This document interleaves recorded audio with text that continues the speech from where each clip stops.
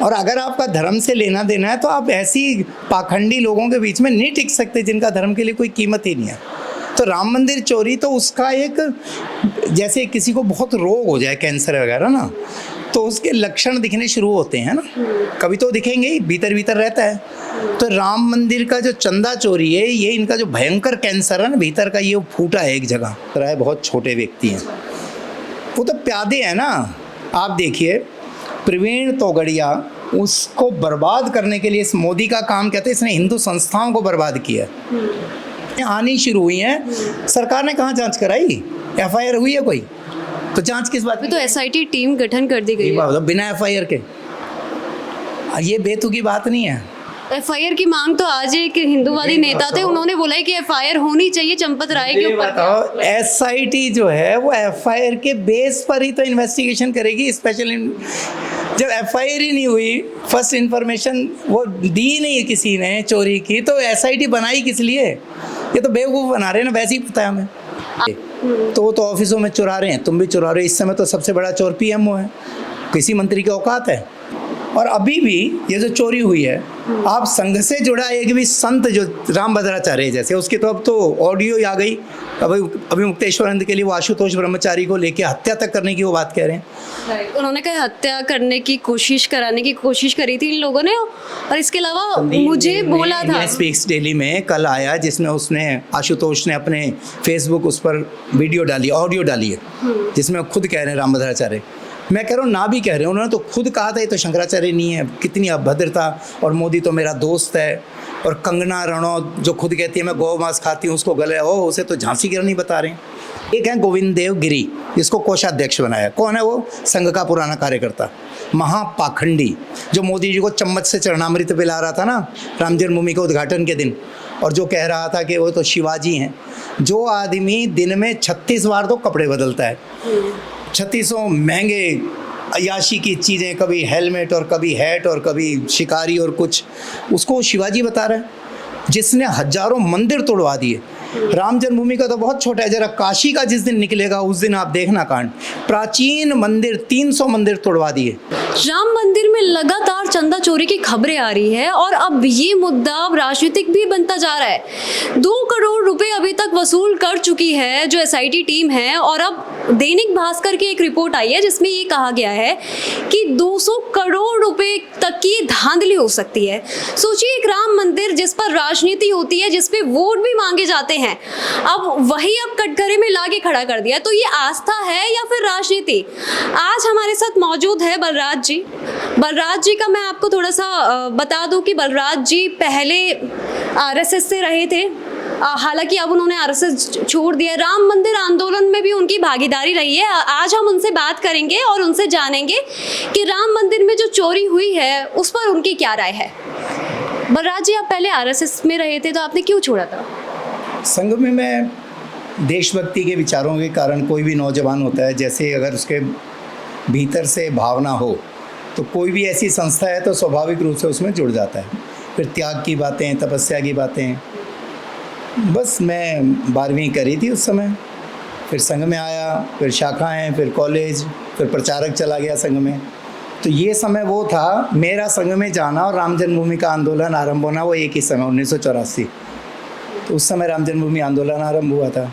तो चूँकि संघ में थे तो राम जन्मभूमि आंदोलन का जितने भी अलग अलग तरीके आते थे, जैसे शिला पूजन है, फिर ज्योति, राम ज्योति का है, या कार सेवकों को भेजना है, सभी उसमें शामिल होते ही थे, अन्य स्वयंसेवकों की तरह। और जो लेकिन आप पूर्व रहे थे, आप पूर्व हो गए हैं अब आरएसएस के, ऐसा क्यों हुआ? स्वाभाविक ही है कि धर्म की भावना लेकर हम संघ में जाते हैं, हिंदू धर्म की बात, हिंदू स्वाभिमान की बात। लेकिन जब अंदर से उनको, मैं दरअसल मूलतः चित्रकार हूँ, तो संघ के जितने भी अलग अलग संस्थाएं हैं उनकी पुस्तकें निकलती हैं, मैं उनकी डिज़ाइनिंग करता रहा। ये जो संघ में अभी भारत माता है वो भी मेरे हाथ का बना हुआ चित्र है, मेरे उस पर हस्ताक्षर हैं। हाँ, तो एक चित्रकार के नाते, देशभक्ति के नाते रहा। लेकिन जब भीतर उनकी बातें अधिकारियों के सुनते थे, तो बहुत छोटी सी बात बताता हूँ, हमने शाखा में बच्चों को हनुमान चालीसा करानी शुरू करी। तो हमारे संघ के अधिकारी को बताया कि भाई हम तो बच्चों को नियमित कराते हैं, याद कराते हैं। तो उन्होंने कहा नहीं नहीं, ये टाइम वेस्ट होता है, शाखा में मत कराइए, बाहर कराइए। तो हमें बड़ा धक्का लगा।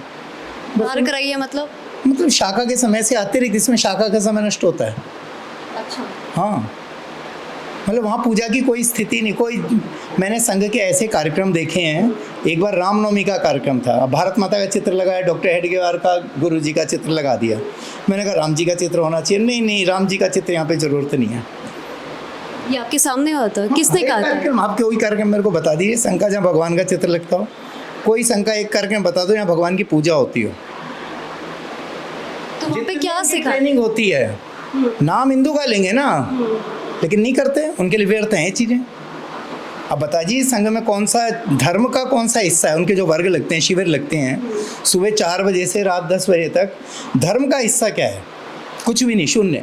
कोई कर भी रहा होता है उसका मजाक उड़ाया जाता है कि समय नष्ट कर रहा है। उसके अंदर यार, एसएस के अंदर ही ऐसा होता है। अंदर ये स्थिति है। अच्छा, अभी जो चंदा चोरी का मुद्दा उठ रहा है सर, तो पहले भी 2021 में आप नेता ने आरोप लगाए थे कि देखो 2 करोड़ की ज़मीन है, 18 करोड़ की दिखा दी सडनली, तो ऐसा नहीं हो सकता। अब सुप्रीम कोर्ट में उन्होंने कहा कि सुप्रीम कोर्ट ने इसको, क्योंकि सडनली ऐसा हुआ तो राइज हो गया ज़मीन के प्राइजेस में। ठीक बात है। देखिए मैं बताता हूँ, कुल मिला के राम मंदिर का चंदे की तो एक बात उठी है, लेकिन ये जाएगी अब तो बहुत सही दिशा में जाएगी। चंदे की बात तो अब छोड़ दी है। कारण ये है, मंदिर में सरकारी समिति तुमने बनाई क्यों? आज जो मंदिर की समिति में है, इनका राम जन्मभूमि से क्या लेना देना है? निर्मोही अखाड़ा जिसने केस लड़ा, ठीक है, स्वरूपानंद जी ने समिति बनाई थी, उन्होंने संघर्ष किया। विमुक्तेश्वरानंद जी के तथ्यों के आधार पर राम जन्मभूमि का फैसला आया। सबसे ज़्यादा उसके ऊपर जज की टिप्पणियाँ है कि हाँ इनके तथ्यों से हम प्रभावित हुए हैं। उनको तुमने बाहर कर दिया, निर्मोही अखाड़े को बाहर कर दिया। समिति में कौन आ गए? संघ वाले। वो संघ का कार्यालय बनना है कोई? ये तो धर्म स्थल है। तो जो आप मुझे बताइए कौन है? एक है गोविंद देव गिरी, जिसको कोषाध्यक्ष बनाया। कौन है वो? संघ का पुराना कार्यकर्ता, महापाखंडी, जो मोदी जी को चम्मच से चरणामृत पिला रहा था ना राम जन्मभूमि के उद्घाटन के दिन, और जो कह रहा था कि वो तो शिवाजी हैं। जो आदमी दिन में 36 बार तो कपड़े बदलता है, 36 महंगे अयाशी की चीज़ें, कभी हेलमेट और कभी हैट और कभी शिकारी और कुछ, उसको शिवाजी बता रहा है, जिसने हजारों मंदिर तोड़वा दिए। राम जन्मभूमि का तो बहुत छोटा है, जरा काशी का जिस दिन निकलेगा उस दिन आप देखना कांड। प्राचीन मंदिर 300 मंदिर तोड़वा दिए। शंकराचार्य जी के प्रतिनिधि के रूप में उस समय विमुक्तेश्वरानंद जी नंगे पैर घूम घूम के एक एक मंदिर को बचाने के लिए संघर्ष करते रहे। मंदिर हटा दिए। वो जो तीर्थ पुरोहित होते हैं, जैसे हम किसी तीर्थ पर जाते हैं, वो सारे ब्राह्मण हटा दिए वहाँ के लॉज बना दिए। कई जगह तो शौचालय बने हुए, जो प्राचीन मंदिर को छोटे से उसमें घेर दिया और उसके पीछे सार्वजनिक शौचालय बना रखे हैं। अब वहाँ दर्शन नहीं कर सकता गरीब आदमी। पहले अपने जैसा लगता था, कोई भी जा सकता था। अब 500 रुपये तो दर्शन के लिए चाहिए, 10-10 हज़ार रुपये वहाँ पे अनुष्ठान की फीस है। यही काम इन्होंने उज्जैन में किया। वहाँ की प्राचीन धर्मशालाएँ तोड़ दी, प्राचीन मंदिर तोड़ दिए, अपने लोगों को दे दिए। अयोध्या में भी हारे क्यों? वहाँ के सब बेचारे गरीब लोग, तीर्थ के बहाने उनकी कमाई होती है। भाई हिंदू समाज चलता कैसे है? हमारी अर्थव्यवस्था का आधार यही है। इन्होंने ये बात समझ ली, इसलिए पाखंड करके उन पर कब्जा करो। पुराने मंदिर तोड़ दिए। आप मुझे एक बात बताइए, कोई राम जन्मभूमि से जुड़ा हुआ व्यक्ति, संघ से जुड़ा हुआ संत, किसी ने विरोध किया हो कि मंदिर तोड़ दिए? बुलडोजरों से उखाड़ उखाड़ के, हिंदू अगर नहीं स्वीकार हुए तो मुसलमान कारीगर लगा रहा कि वो शिवलिंग उतार उतार के तोड़ तोड़ के फेंके गए, मलबे में दबाए गए। एक भी व्यक्ति की आवाज़ नहीं आई। और अभी भी ये जो चोरी हुई है, आप संघ से जुड़ा एक भी संत, जो रामभद्राचार्य जैसे, उसकी तो अब तो ऑडियो आ गई। अभी मुक्तेश्वरानंद के लिए वो आशुतोष ब्रह्मचारी को लेके हत्या तक करने की वो बात कह रहे हैं। उन्होंने कहा हत्या करने की कोशिश, कराने की कोशिश करी थी इन लोगों ने। और इसके अलावा मुझे बोला था स्पीक्स डेली में कल आया, जिसमें उसने, आशुतोष ने अपने फेसबुक उस पर वीडियो डाली, ऑडियो डाली है, जिसमें खुद कह रहे हैं रामभद्राचार्य। मैं कह रहा हूँ ना भी कह रहे हैं, उन्होंने तो खुद कहा था ये तो शंकराचार्य नहीं है। कितनी अभद्रता। और मोदी तो मेरा दोस्त है। और कंगना रनौत जो खुद कहती है मैं गौ मांस खाती हूँ, उसको गले हो, उसे तो झांसी की रानी बता रहे हैं। इससे पहले भी तो आशुतोष की एक वीडियो आई थी, उन्होंने बोला था कि नहीं नहीं मैंने गलत तरीके से आरोप लगाए, दबाव बनाए। तो किसका ये दबाव इतना? मैं ये बता रहा हूँ, ये सोच का कारण है। ये जो चोरी भी हो रही है ना, इनके लिए चोरी नहीं है। राम मंदिर चोरी तो मैंने कहा ना बहुत छोटी चीज़ है। ये तो अभी सामने आनी शुरू हुई है। सरकार ने कहाँ जाँच कराई? FIR हुई है कोई? तो जाँच किस बात की? तो SIT टीम गठन कर दी गई है बिना FIR के। ये बेतुकी बात नहीं है।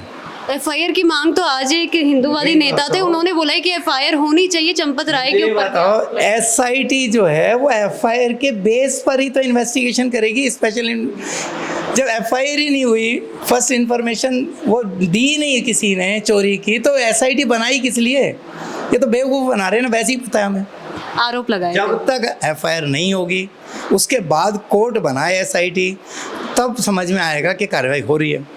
बट एसआईटी तो जैसे पीएमओ को चिट्ठी लिखी गई उसके बाद गठन। एक बार तो पीएमओ को जज बैठा है, पीएमओ को क्या अधिकार है एसआईटी बनाने का? पीएमओ को है अधिकार? आप बताइए। नहीं है, कानून आप पढ़ लीजिए भाई। वो तो एफआईआर के बेस पर कोर्ट में बात होती है, कोर्ट सरकार को आज्ञा देता है, तब सरकार जो है उनकी अध्यक्ष या तो जजों की अध्यक्षता में या अपने किसी विशेषज्ञ अध्यक्षता में बनाती है, यही करती है। फिर कोर्ट की मंजूरी उस पर चाहिए होती है, नहीं तो उसकी वैधता कैसे मानी जाएगी एसआईटी की?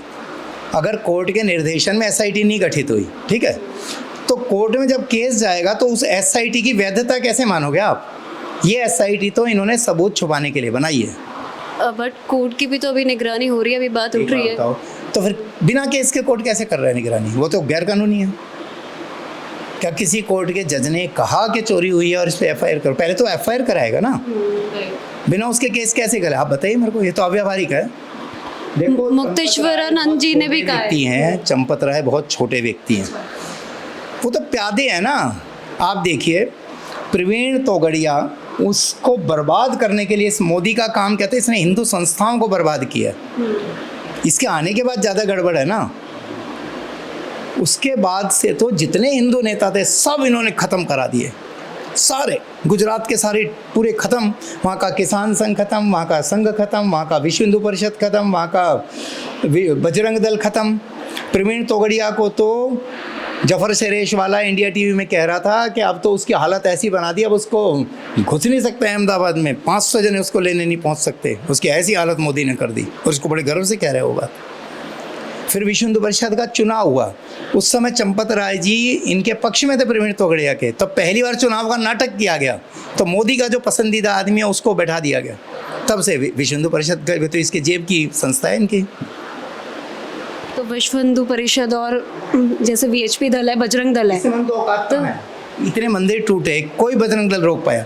हमारी गौशाला थी सराय काले खां में, हम तो संघ से ही जुड़े रहे, बीजेपी के थे, गौ सेवा का ही काम कर रहे हैं। कम से कम 20 मंदिर तो इधर आसपास तोड़े गए बुलडोजरों से। भाजपा भी कार्यकर्ता हमारे साथ थे, क्योंकि उनको भी गलतफहमी थी हिंदू सरकार है, लेकिन अब गुलामी है। अब वही कांग्रेसी इनके सर पर बैठा देते हैं, उनकी चप्पलें चाटना शुरू कर देते हैं। इनके औकात क्या है कार्यकर्ता की? ये शुभेंदु अधिकारी बना, ठीक है तो टीएमसी का ही, तो भाजपा का कहाँ बना? जिस भाजपा के कार्यकर्ता ने जिंदगी बिता दी होगी, हमारे जैसे ही रहे होंगे ना भाई, संकट झेले, आज वो कहाँ पर है मुझे बताइए ना। बैठे तो ऊपर फिर वही हैं, असम में जीते तो असम में कांग्रेसी। अब बीजेपी की तो रूल ही है ना कि कहीं पे जाती है तो वो काट कर उसके बाद वो लेकर आप जो मेरे से ये पूछ रहे थे ना, आपने क्यों छोड़ा, मैं कह रहा हूँ छोड़ने पकड़ने की बात ही नहीं है, कार्यकर्ता की कोई औकात ही नहीं है भाई। और अगर आपका धर्म से लेना देना है तो आप ऐसी पाखंडी लोगों के बीच में नहीं टिक सकते जिनका धर्म के लिए कोई कीमत ही नहीं है। तो राम मंदिर चोरी तो उसका एक, जैसे किसी को बहुत रोग हो जाए, कैंसर वगैरह ना, तो उसके लक्षण दिखने शुरू होते हैं ना, कभी तो दिखेंगे ही, भीतर भीतर रहता है। तो राम मंदिर का जो चंदा चोरी है, ये इनका जो भयंकर कैंसर है ना भीतर का, ये फूटा है एक जगह। तो सर उसका सिम्टम आ गए, बहुत अच्छी आप ये जो बात कह रहे हैं कि ये बहुत छोटा सा है, तो इससे क्या और बड़ा हो सकता है? मैंने बताया ना, पूरी काशी का ये जो कॉरिडोर बना, किसने मांग करी थी? यहाँ से शुरू करो आप, किसने कहा था कॉरिडोर बनाओ? किन किन लोगों को फ़ायदा हुआ है वहाँ पर लॉज बनने से, होटल बनने से? अयोध्या में वहाँ के जो प्रसिद्ध संत है वो आंखों से आंसू बहाते हैं कि आज हम घूम नहीं सकते अयोध्या में, इतने बैरिकेड लग गए। आज वहाँ के मठों के अंदर इन्होंने सांठ गांठ करके लॉज बना रखे हैं लोगों को ठहराने के लिए, 1-2 घंटे के लिए 1000 रुपये दिए जाते हैं याशी करने के लिए। ये स्थिति इन्होंने अयोध्या की बना दी है। काशी में भी यही स्थिति की है। अभी एक बच्चे को पीट के मार दिया था वहाँ के बाउंसरों ने काशी के घाट पर कि 9 बजे के बाद नहीं हटना। और एक अपनी गंगा जी पर इतने दूर दूर से लोग जाते हैं, वहाँ पर जाकर हम बैठ नहीं सकते? वहाँ पर टिकट लगा रखी है, हर जगह लगा दी। अभी जो राम मंदिर वाला था, अब निकल रहा है कि कर्मचारी है, कुछ कर्मचारियों के पास निकले, तो अब पैसों का निकले, तो जमीन के भी दिखाए ना। हाँ, जो ज़मीन का कीमत जो 1 करोड़ थी वो 200 करोड़ में गई है। नज़ुल की ज़मीन कितनी सस्ती खरीद के, वो तो भी निकले ही नहीं ना बाहर। ये तो पैसे की है। आप ये 2021 ये संजय सिंह ने अपने भाषण में बोली, परसों ही बोली शायद प्रेस कॉन्फ्रेंस। हाँ, तो उनके पास सबूत है तभी बोल रहे हैं ना। ये तो बात चल, देखो मैं आपको क्या कि ये तो मैं आपको वीडियो कितने सारे दिखा दूं जिसपे अभी एक इंडिया स्पीक्स डेली ने, उससे पहले मधु कीश्वर का आया इंटरव्यू। वो शिव सैनिक थे, जब राम कोठारी शरद कोठारी को गोली मारी गई उनके साथ ही थे। रामचंद्र दास के साथ रहे महंत रामचंद्र दास जी, हमेशा उनके परिवार वाले पूरे समय खड़े रहे। आज वो चंपत राय के बारे में क्या कर रहे हैं, कितनी सोने की शिलाएं बेची गई, कैसे बेची गई, कैसे दरकिनार किए गए जो सही लोग थे। आप पढ़ लीजिए इंटरव्यू, वो तो सोशल मीडिया आपको ये पूरी व्यवस्था सिस्टम अभी जो है वहाँ पे, तो क्योंकि आप जुड़े रहे हैं इसलिए मैं आपसे पूछ रही हूँ कि कैसे लगती है आपको, क्या चीज़ें हैं अभी जो सामने आए। आप कह रहे हैं थोड़ा सा है जो सामने आया है। हाँ। राम मंदिर में स्पेसिफिकली आपको क्या लगता है? पहली बात तो मंदिर जो है वो पूरा का पूरा ही अशास्त्रीय है। कोई शंकराचार्य वहाँ नहीं गए, उसकी प्राण प्रतिष्ठा अशास्त्रीय है। भगवान राम की प्रतिमा अकेले नहीं लग सकती। अगर बच्चे राम जी हैं तो माता पिता के साथ उनकी प्रतिमा बनेगी, जैसे उनके कौशल्या जी और दशरथ जी के साथ। अगर विवाहित हैं तो बिना सीता जी के राम जी की स्थापना कैसे होगी? लक्ष्मण जी के बिना नहीं होगी। अब राघवाचार्य जी के सुन लीजिए, वो तो दावे से कहते हैं कि वाल्मीकि रामायण पढ़ के कि भगवान राम का कोई मंदिर ऐसा सीता जी के बिना तो मिल जाएगा, लक्ष्मण जी के साथ नहीं मिलेगा कभी भी, वो होनी ही चाहिए। तो शास्त्र की कुछ तो दिशाएं होंगी। इन्होंने उस पर से जनेऊ भी हटवा दिया। क्यों हटवा दिया भाई? रामलला की उस पर से मूर्ति पे से पहले जो उसने मूर्तिकार में उसमें जनेऊ था वो हटा दिया तुमने, क्यों हटा दिया? तो ये थोड़ा ही तय करेंगे। और सुनो, आपने राम मंदिर आप गए होंगे, कभी आपने पीछे उसका गौर करा है? पीछे का जो दृश्य है पीछे, तो मैं नहीं गई हूँ, मैंने चित्रों में देखा हो पीछे का डिजाइन, मैं भी नहीं गया। आपने पुराने मंदिर भी देखे होंगे, हर मंदिर में पीछे ना अलग अलग लोकपालों की, इनकी देवताओं की मूर्तियां होती हैं। चाहे केदारनाथ चले जाओ, उज्जैन चले जाओ, शिवलिंग है लेकिन पीछे भगवान की प्रतिमाएं हैं ना, तो कोने में भी मिल जाएंगी। राम मंदिर में एक भी प्रतिमा दिखा दो, ऐसा लगता है कोई मजार है। केवल फूल पत्ती गमले बना रखे हैं, केवल। किसने तय किया है? कौन से धर्माचार्य का निर्देश पर हुआ? मुझे बता दीजिए। आप तुलना कर लीजिए, मेरे को कहने की बात नहीं है। आप जैसे, मैं तो आर्टिस्ट हूँ, मैं तो BFA किया है, तो आर्ट का तो मैं वैसे भी कुछ तो स्थापत्य का जानता ही हूँ, है ना। आप पढ़ लीजिए, अध्ययन कर लीजिए। और शास्त्रों का मैं अध्ययन करता हूँ, मैं तो बच्चों को पुराण वगैरह पढ़ाता हूँ, तो उसमें तो निर्माण की विधियाँ, क्या होना चाहिए क्या नहीं चाहिए, विधि विधान वो सब हैं। मैं ये कह रहा हूँ, इन्होंने जो समिति बनाई उसमें कौन धर्माचार्य थे? आप बताइए। शंकराचार्य जी ने विधिवत उसका बताया था कि बिल्कुल गलत ढंग से मूर्त कर रहे हैं। मूर्त के लिए पत्नी सहित होना चाहिए, है ना, जो अनुष्ठान करना चाहिए। एक को बैठा रखा था, उद्घाटन किसने किया? एक तरफ नरेंद्र मोदी थे, दूसरे मोहन भागवत थे। कौन पति था कौन पत्नी हमें नहीं पता। भाई तुम दोनों क्यों पहुंच गए? तुम्हारा क्या लेना देना? ना इनकी गिनती विवाहितों में है, ना विदुरों में है। भाई किस में गिनती होगी इनकी, मोदी जी की? ना तो कुंवारे हैं, है ना साफू हैं, ऐसा भी नहीं है। तो विधिवत तो है ही नहीं, बिना उसके हो ही नहीं सकता था। धर्म के चंदा चोरी जो सिस्टम आया, इसको कैसे रोक सकते हैं? ये तो बहुत छोटी, ये तो हर जगह चोरी हो रही है ना। वो तो सरकारी एक ऑफिस बन गया, RSS का कार्यालय है वो तो। मंदिर जैसा तो है ही नहीं, मैं तो मानता ही नहीं ना वो मंदिर है। पहली बात तो मैं नहीं मानता मंदिर है, मेरे हिसाब से तो मंदिर है ही नहीं वो। क्या जब हमारे शंकराचार्य नहीं गए, उन्होंने कह दिया शास्त्रीय, तो मैं क्यों मानूं? मुझे आप एक बात बताइए। तो अब तो ये कहो कि RSS के कार्यालय में चोरी क्यों हो रही है? क्योंकि इन्होंने राम मंदिर के नाम से एक वो खोल लिया है अपना संस्थान, होटल बना लिए, लोगों को खूब दिखाते हैं इतने लोग जा रहे हैं और ये और वो, ऐसे ही करके इन्होंने कुंभ में नाले में घुसा दिए थे लोग। हाँ नहीं, वो कैंप लगा दिए थे नाले के किनारे ही, लोग उसी में जाके कुंभ में नहा कर आ गए, दिखाने के लिए हमने इतने करोड़ लोग आए हैं। अब जो जाने वाले हैं वो तो जानते हैं वहाँ के लोग।